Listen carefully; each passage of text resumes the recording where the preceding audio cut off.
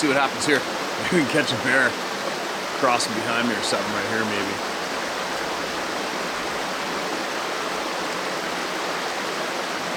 Might see a bear. Guaranteed there should be some eagles coming in and out behind me for sure. Maybe even a jumping salmon, you never know. Hopefully the river sound isn't too annoying, alright? I'm going to stay and do another handful of shares here before I go. Take advantage of this cool weather. It's supposed to get hotter than hell in a few days again. You've got questions, I've got answers. Alright, sounds good to me. Hey Steve, I go by Cam. Let me just start from the beginning. I was born and raised in Colorado. I was 10 years old when I started going elk hunting with my father and grandfather.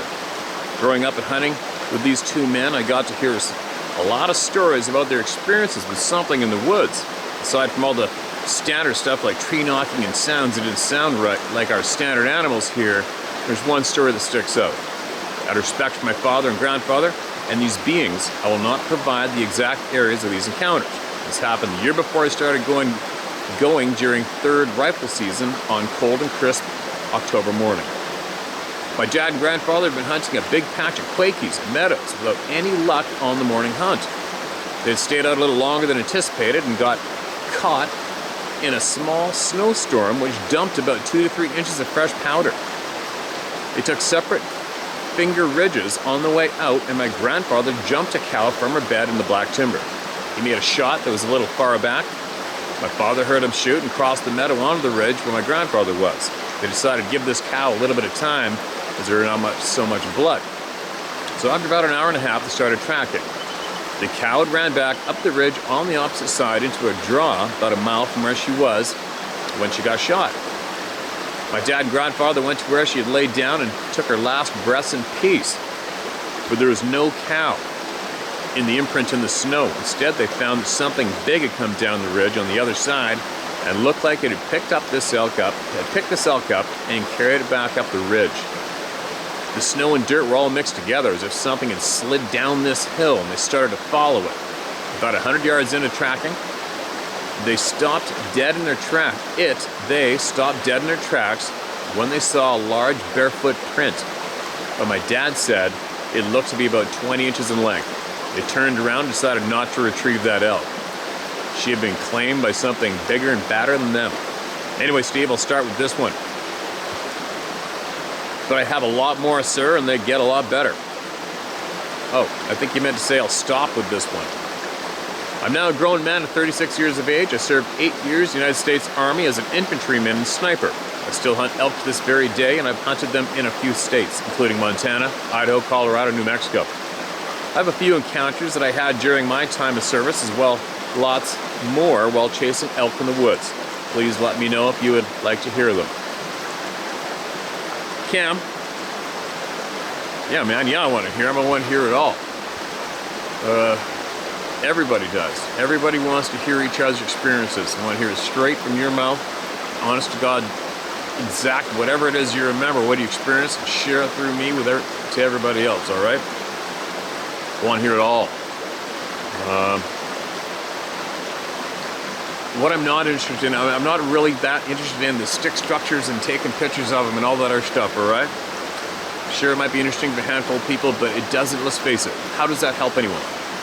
How does that help anyone who's traumatized from what they saw and what they experienced, all right? I'm not being a dick either, I'm talking plain honest to you with a good, honest question, is if we do spend a lot of time describing, seeking out and finding tree structures and taking photos of footprints, and explaining how we found the footprints and what the stride was and where they went and this and that.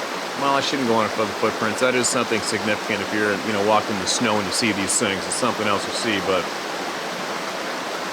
yeah. Anyway, yeah, send everything you got, man. Just send it, all right? And get straight to the meat of the details. Anything that will possibly assist you getting it off your chest. I know that you've accepted these beings as real, but more importantly, anything you feel that can help the people, all right? We want what will help the people. Absolutely appreciate it. Appreciate your time it'll take to do it. Okay, man? Everybody, as soon as I get that man cave built, there's going to be a lot more talking and less reading going on from everybody out there. So I got to kind of get back and get into it, get home and get into my work. Terrified to go in the woods now. Who isn't? really. It's just what you do with the terror. It's how you manage it inside, right? Hello, Steve. I actually came across your channel after doing a search on YouTube for how to hunt videos. Now I'm a 43-year-old professional woman, geriatric MD that loves animals and the outdoors. My desire to now hunt is honestly really not to hunt, but to learn how to carry a weapon and protect myself. This is due to some experiences that now has prevented me from enjoying the outdoors. I desperately want to go camping or do my favorite activity, trail riding with my horse, but before I found your channel, I was so scared and embarrassed on telling anyone the real reason I wanted to carry a gun. Well, here's my experience that ultimately led me to this point. My first experience happened one summer when I was 13 years old. I was living in St. Louis, Missouri. Been there.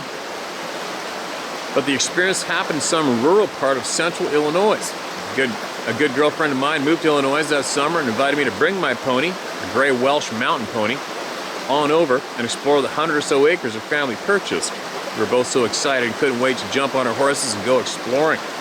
Actually, we couldn't wait that much that we forgot our saddles and just bridled the horses and jumped on bareback and off we went.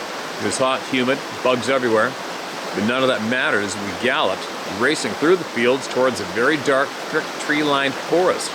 We rode along the edge, looking for an entrance. We found a tight spot that looked like a trail. Maybe it was a game trail, but just as I nudged my pony into the dark forest, his whole attitude changed.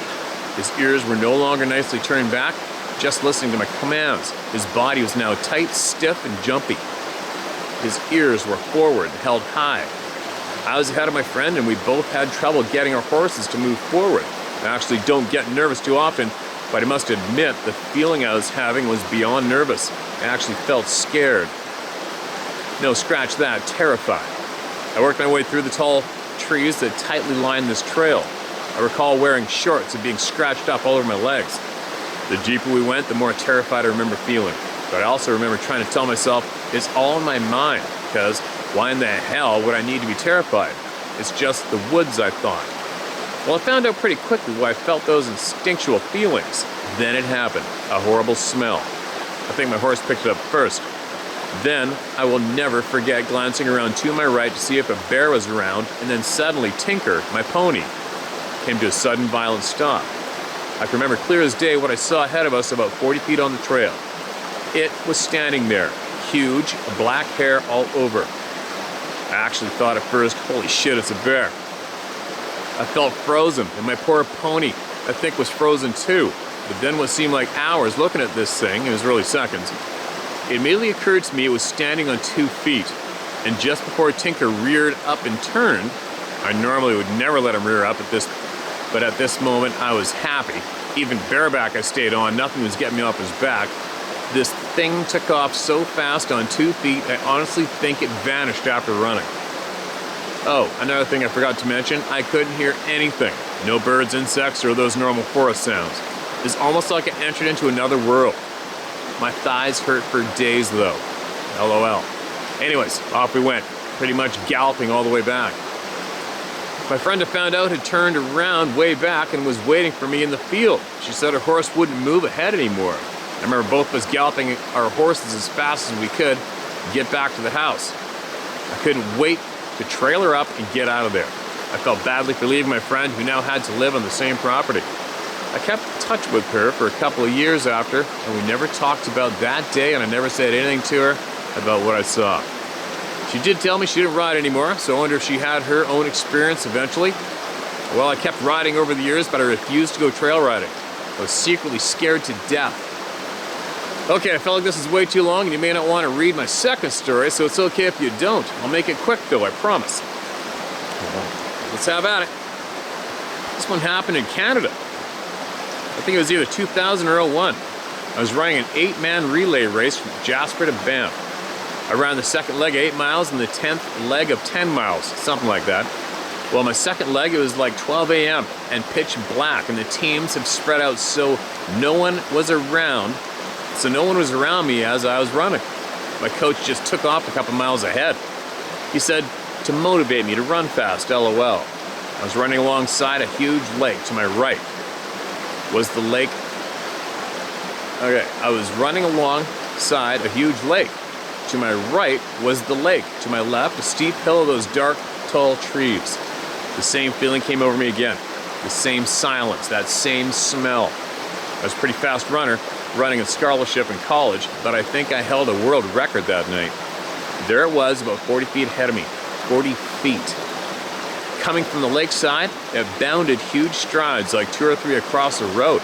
It stopped for a second when it got across and looked at me. Then on and up that hill, it ran. It vanished into the blackness. When I finished, my coach informed me that I was the last runner allowed to run that leg. He said it was because a grizzly bear sighting. Oh, hell no. I never told him or anyone about what I saw, but I wondered if they truly shut that leg because of a grizzly. Well, I know what I saw. Grizzlies don't run in 2 legs, right? And they don't have long flowing hair. Okay, thank you so much, Steve, for allowing me to get this off my chest. And finally, I'm starting to feel like I'm not carrying this secret around anymore. I just have to work on getting out there and enjoying the forest again. I see all the beautiful remote places you go to and so badly want to be there too. Well, with you, this channel, and the people sharing and encouraging, I believe it'll be sooner than later. Sincerely, Dr. M, Scottsdale, Arizona. And sorry. Okay, I got your short message, the PS after that. Thank you for that. Appreciate it. Wow. Yeah, I absolutely appreciate that share. And I just can't imagine that people would actually do that.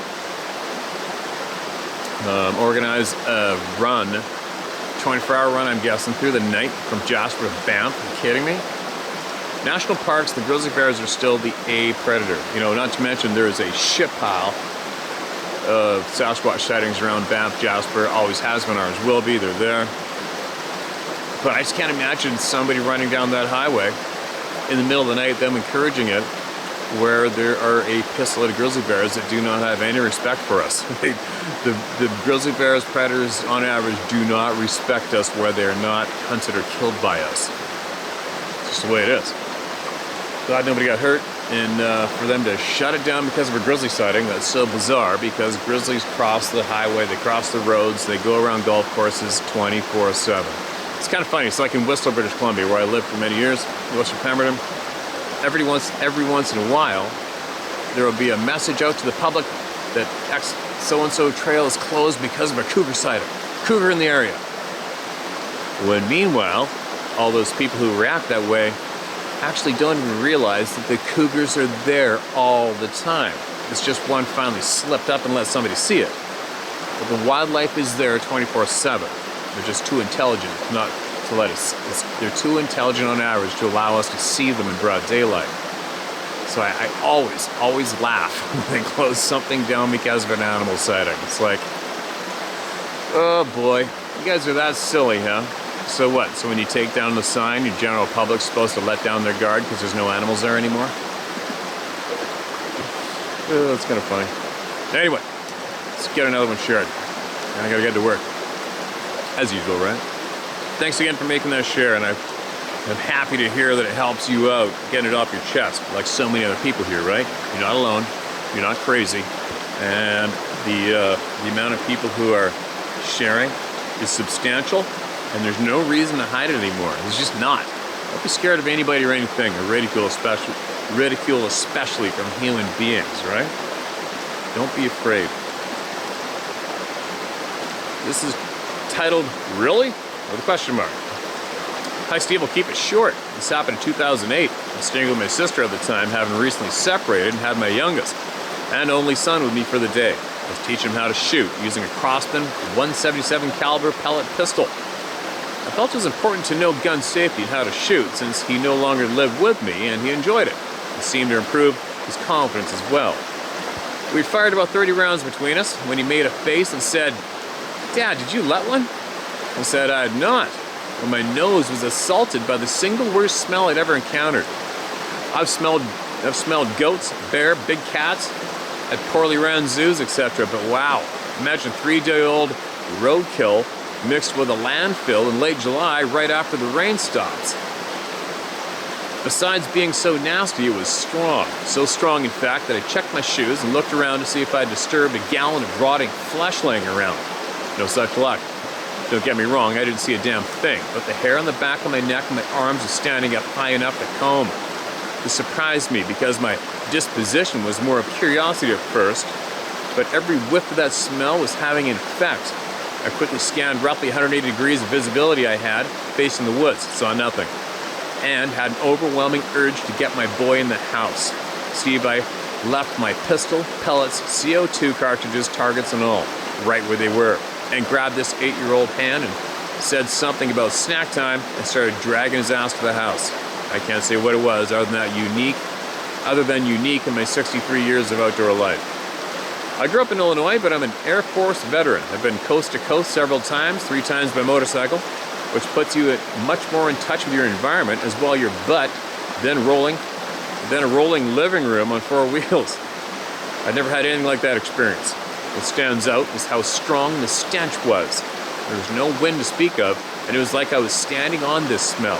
Her property backs up to the North Georgia woods and the Pine Log Wildlife Management Area, WMA, which is massive by Eastern U.S. standards. I wouldn't have thought about a Bigfoot-type creature until you read a few emails about cloaking. When I scanned left to right, I was looking for a place where something big could hide. It came up empty, but it was peculated or cloaked. It must have been pixelated. Pixelated or cloaked? Anyway, that in the nearby primordial way, my hair stood up, burned the memory into my mind, and it remains strong to this day. For what it's worth, share if the mood hits you, and keep up the good work. Thousands of sightings, video pictures, casts. There's a hell of a lot of smoke to not have some fire somewhere. Larry Farmer. Thank you so much for that email, man. Thanks for this share. You know what it was. You already know what it was, right? If you didn't know what it was, you would have emailed it to me, right?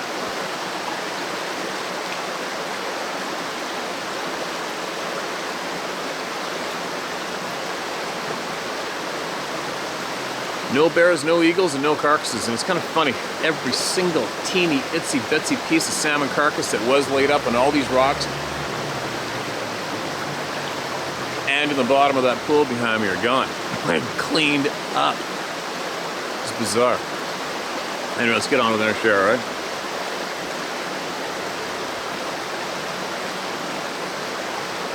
"100% City Boy" is the title of this email. All right. Hey, Steve. For starters, I'd like to send my condolences to your buddy Mac. I'm sure he is looking down on you right now.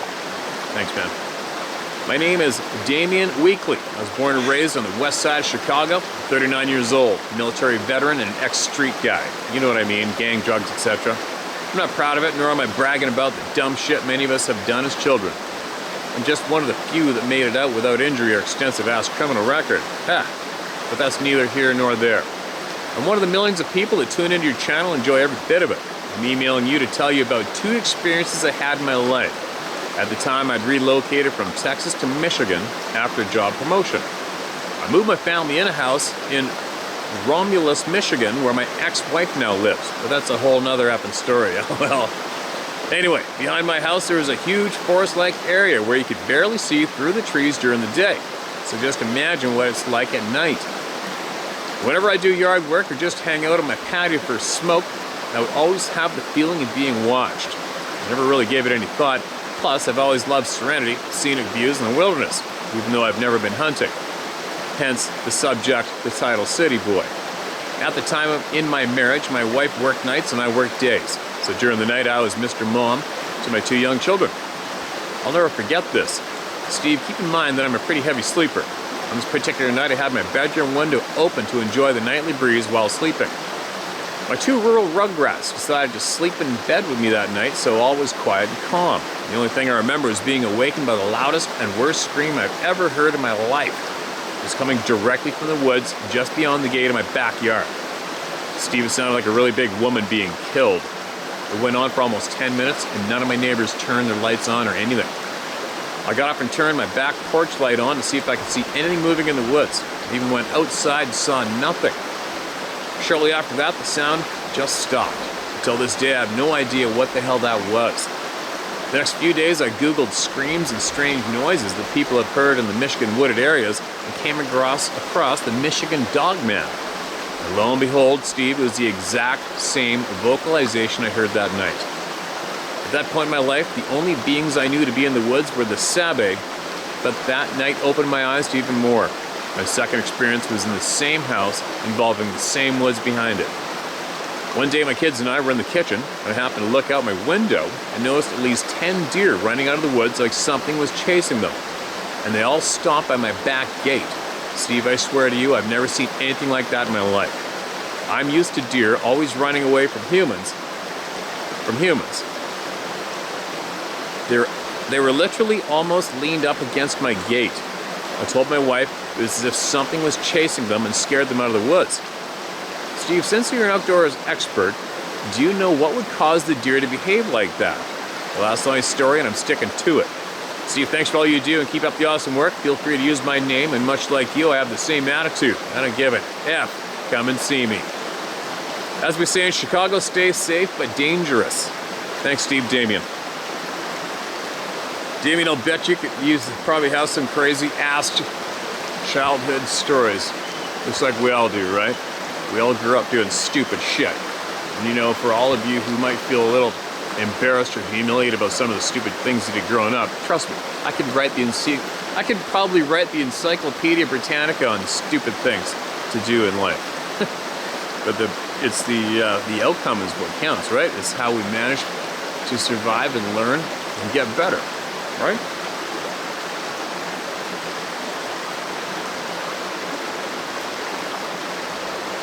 But anyways, on the note of what do I know about that relates to that, why the deer would do that. Handful of years, place called Owl Ridge Estates, above the Birkenhead River.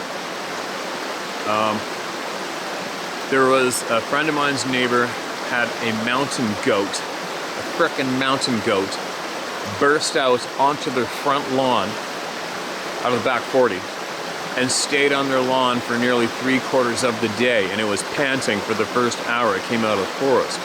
And they said there was something large and dark in the timber, but it wouldn't come out after the goat. And that is basically ground zero for some of the most common Sasquatch activity experiences that I know of here in BC. So many, it's ridiculous. Meanwhile, mountain goat cliffs, the mountain goat mountains, wait, that thing would have had to come down the cliffs for frickin' ever, where the couple of goats usually hang out. Then it had to come down through steep timber for probably about, I don't know, 1,000 yards. And then it would have had to travel across a grown-up, previously logged-off area, another 500 or 600 yards. And then it would have had to go on another 150 yards through other timber to make it to that backyard. Wow, right? Another time I was steelhead fishing with a couple of friends. We were drift fishing down a remote river on Vancouver Island years ago. And I'd beached my drift boat, and we got out on a sandbar. We're standing there fishing for steelhead, and all of a sudden a deer burst out of the timber, went across the water onto our gravel sandbar on the river, and stood there looking back into the timber, panting like a frickin' dog, like it had just ran for its life. And my buddies were like, "Oh wow, look at that deer." Meanwhile, I was like, "Oh shit, what's coming next?" Right? But nothing came out. The deer just stood there with us for about, I don't know, it probably hung out there for at least half an hour, and then it walked downriver and slowly walked into the timber, walked away. So those are the only two direct experiences I can relate to what you just shared with us, myself. You probably got a feeling what did it, right? I mean, wildlife usually goes to where they're not hunted and where predators won't follow for safety, right? That's why you get a lot of deer in cities now, especially in Vancouver Island. There's no packs of wolves running around in the cities. Now there's piles of deer because it's safe. Oklahoma 2012. I'll tell you what, Oklahoma, it's got to be the state with the most craziest shit going on the planet. The most, I should say. Who knows what we're about to get shared with us.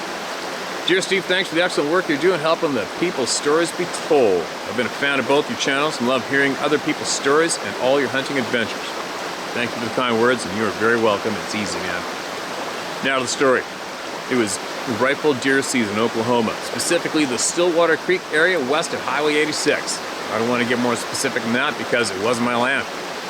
My buddy from high school had about a half a section, 320 acres, kitty-cornered each other. We always hunted a hill between these two patches of trees that led down to a few wheat fields.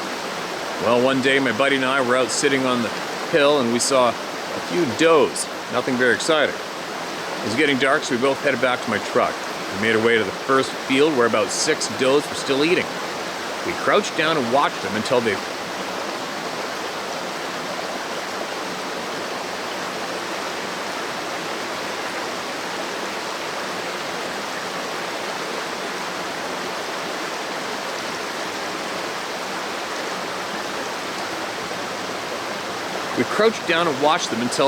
wandered off across the creek. We could still hear and see them, but they didn't seem to see us, so we continued our walk. When we got next to an old oil field area from one of the many oil booms, we heard something that neither of us could explain. It was almost completely dark. We could still see the does across the creek. And we both stopped dead in our tracks, stopped by one of the nastiest smells I've smelled. It smelled like a combo of rotten flesh and skunk. We stopped right when I said, "Hey, do you smell that?" From the tree line or behind the tank batteries came a whoop sound, and it was low to high pitched at the end. Both of us looked very confused. Then we saw the deer's reaction, and that's what alarmed me. The deer who had earlier been eating with no care in the world, then, as soon as they heard that sound, they lost their shit. They ran everywhere, snorting, making all kinds of noise. We briskly continued our walk back to the truck. We got there, we both sat and discussed just what the hell that smell and noise was. Thanks to this channel, I now know what we experienced. My friend then later told me stories of how his brother's fearless little dog would fight or chase any wild animals. But in this area, the dog would sometimes act terrified for no reason. This experience didn't stop us from hunting there, but it always made us on our toes. We never touched our guns through this whole event. Maybe that's why it was so tame. I had my .30-06 and my buddy had a .308. Thank goodness we didn't try to use them. Thanks for all you do. My name is Nathan Nelson.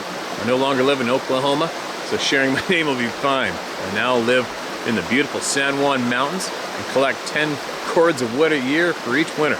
Thankfully, no sightings during those adventures.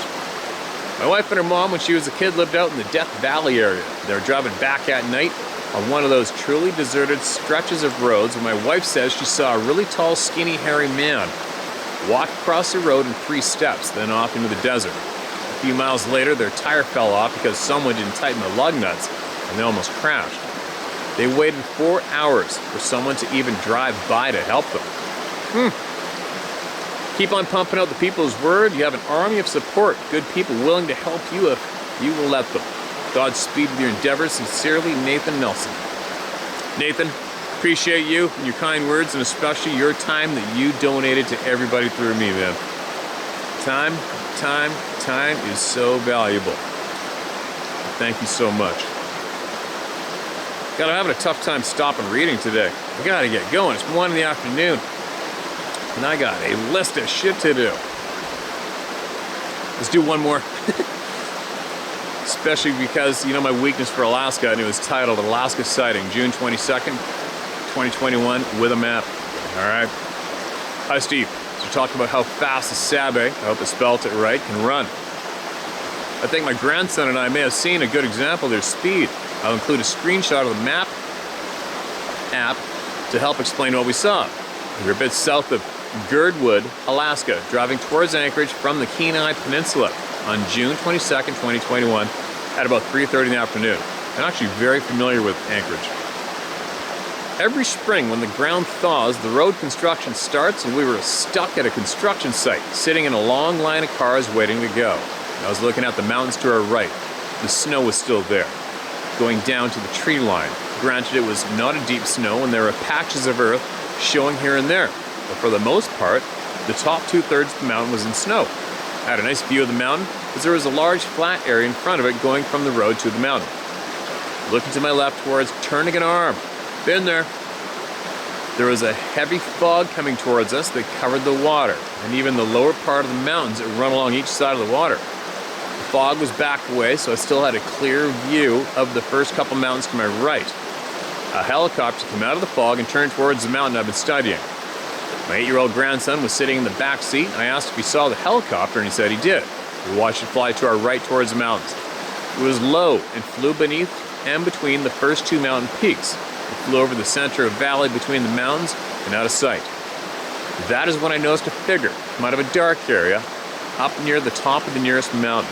It was like a black line moving across and down the mountain. At that distance, we could not make out arms or legs. I don't know what the dark area it came out of is for sure, but that is what this figure came out of. It seemed the helicopter spooked it out. It was an upright thing, like a finger pointing up, whereas a bear or moose would be like a finger pointing to the side. This is an upright black figure going down the mountain. It was very little, like looking at a flea on a tabletop, but it was actually clearly visible. I asked my grandson if he saw it, and he said he did. We watched it move down the mountain at an angle away from us down the road. It disappeared for an instant in a small ravine, and then came back into view and continued at an angle down the mountain to the tree line. We didn't see it anymore after that. It went all the way down that mountain through the snow and dirt in about a minute. I considered taking a picture, but it would just shown a mountain with a little black stick thing on it. A video would have been about the same and shaky to boot.